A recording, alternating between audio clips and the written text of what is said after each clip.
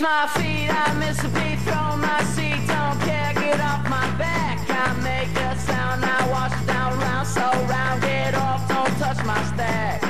Pressure outside, get me high, cause I'm about to crack. Pessoal, por mais que os homossexuais ainda sejam alvos de muitos preconceitos, a luta dos direitos humanos vem sendo vitoriosa, né? E os tribunais reconhecem alguns direitos a partir da convivência em comum. A convivência de pessoas do mesmo sexo fez nascerem polêmicos projetos de lei, cujo propósito é dar às parcerias homossexuais status de união estável e também reconhecer os direitos de todo ser humano, proteger o patrimônio construído pelos parceiros, o direito à adoção, o direito de sucessão nos bens pelo companheiro homossexual, marca a saída da clandestinidade dessas relações e também a regulamentação como entidade familiar, que são baseados nos direitos fundamentais do ser humano. A gente convidou a Soraya Inês, é advogada, para conversar um pouquinho mais com a gente a respeito disso. Tudo bem? Tudo bem. Doutora, a gente estava aqui nos bastidores conversando, você já me falou que já faz um ano da lei. Isso, a lei que permite o casamento entre as pessoas do mesmo sexo, na verdade, está fazendo um ano hoje. Olha só, que coincidência, a gente não programou a entrevista para hoje por conta disso. Isso é verdade. E quando você fala que está fazendo um ano de lei, é Brasil, é Paraná, todos os estados brasileiros? Um ano de lei no Brasil. Uhum. Um ano de lei no Brasil.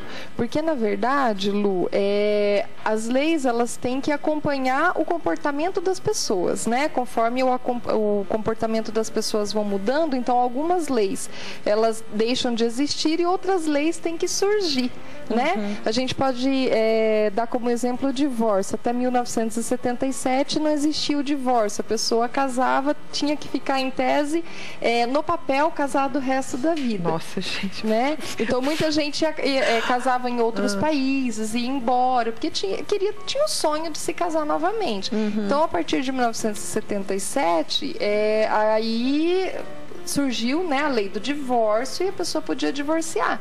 E aconteceu a mesma coisa com as uniões das pessoas do mesmo sexo. Você falou em união, já me lembra união estável. Sim. O que é união estável? É diferente de casamento? É a mesma coisa? Lu, é o seguinte, a união estável é uma união de fato entre as pessoas, né? Eu vou morar junto com você, nós temos uma união.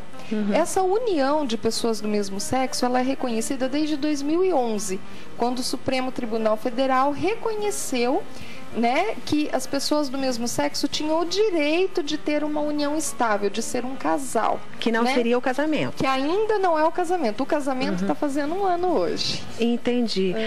Mas um casamento é uma união estável, ou não? Um casamento, ela tem a força de um contrato, né? Certo. De união estável é uma situação de fato.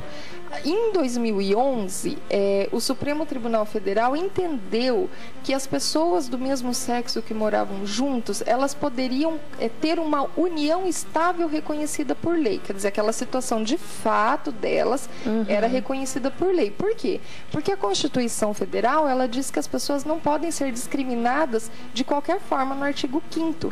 Então, é difícil você dizer assim, ninguém pode ser discriminado, mas um casal de pessoas do mesmo sexo, se elas iam brigar ou de repente precisavam partilhar o patrimônio, elas não tinham esse direito. Entendi. Na lei. Não tinha direito a ser dependente um do outro para fins previdenciários, não tinha direito de acompanhar o companheiro no hospital durante uma internação, não tinha o direito de adotar, não tinha direito de nada. É triste. Quanto tempo já é considerado uma união estável? 3 meses? Na verdade, não se diz tempo. Se a pessoa ela convive maritalmente com alguém, né? Se essa união ela é pública, se ela preenche os requisitos de um casamento, né? Porque a união fala assim, que ela tem que ter os requisitos de um casamento. Morar junto? Morar junto, ter respeito, ter fidelidade, se apresentar, né, para as pessoas como se fosse um casal. Então, a partir disso, é uma união estável, independente do tempo. Olha só, Fer, repete a pergunta. Ligou uma telespectadora, minha xará, Luciana. Beijo, Luciana. Ela vive em união estável há 20 anos. Sim. E ela quer saber se são os mesmos direitos para homem e mulher e homossexuais. O mesmo direito para homem e mulher, para homossexuais, os mesmos direitos e os mesmos deveres, inclusive, né? Aquele dever de fidelidade, aquele dever de mútua assistência, de amparo. Esse também são os mesmos direitos e os mesmos deveres. Então, o direito de adoção também existe. Também existe. Mas a gente sabe que entrar numa fila de adoção é demorado, enfim, né? Para casais heterossexuais, para homossexuais é mais difícil, sendo sincera. É a mesma coisa. A mesma coisa. Inclusive, hoje em dia, as pessoas do mesmo sexo, né, o casal, eles podem, inclusive, fazer fertilização in vitro. Olha. Podem ter direito àquela barriga de aluguel, né, quando a pessoa é um parente. São os mesmos direitos e os mesmos deveres. A diferença entre a união estável e um casamento em si é que, por exemplo, né, só voltando ao assunto. Certo. Então, era a união estável. A partir de 2011, o Supremo Tribunal Federal entendeu que poderia reconhecer por lei a união estável. Então foi evoluindo, aí no dia 14 de maio do ano passado, né, há um ano, o CNJ, que é o Conselho Nacional de Justiça, ela fez uma resolução que chama Resolução 175/2013, uniformizando o entendimento de que todos os cartórios de registro civil, a partir daquela data, eram obrigados a celebrar casamentos, independente de ser de pessoas do mesmo sexo ou pessoas de sexo diferentes, com todos os requisitos do casamento, né?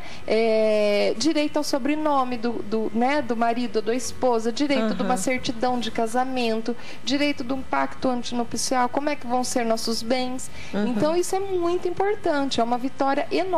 Aliás, o Brasil é um dos últimos países, né? Na maioria dos países já tem isso há 20 anos. Eu vejo que você fala disso com bastante entusiasmo, uma vez que você trabalha com a advocacia, você é advogada. Então, essa é uma vitória que o Brasil tem. É uma vitória, porque a gente vê bem, né? Às vezes a pessoa ali, a gente conhecia a pessoa que morava tanto tempo junto, né? Tinha aquele amor e não tinha direito, né? Falecia um companheiro, a pessoa não tinha direito à pensão por morte, não tinha direito de ser herdeiro, não tinha direito de receber os bens. Com certeza você já deve ter perdido casos anteriores de clientes, aí você pensa, né, que não tinham direito. Vida é injusto, porque a lei é uma coisa, mas o fato, né? O cotidiano mostrava outra situação. E então eu acho que essa lei, ela realmente veio para proteger a situação que de fato já existe.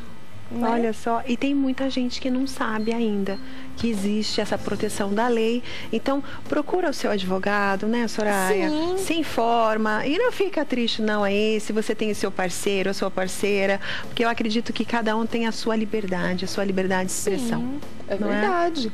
E é muito interessante, né? Porque nesse último ano, somente na cidade de São Paulo, foram mais de 700 casamentos. Olha só. Né? E aqui na nossa região, tem dados? Aqui na nossa região ainda não se divulga muito, mas eu sei que na minha cidade, o primeiro casamento eu ajudei a fazer, fiz toda a orientação, fiz a conversão da união estável. Você é de Rolândia, né, eu sou de Soraya? Rolândia.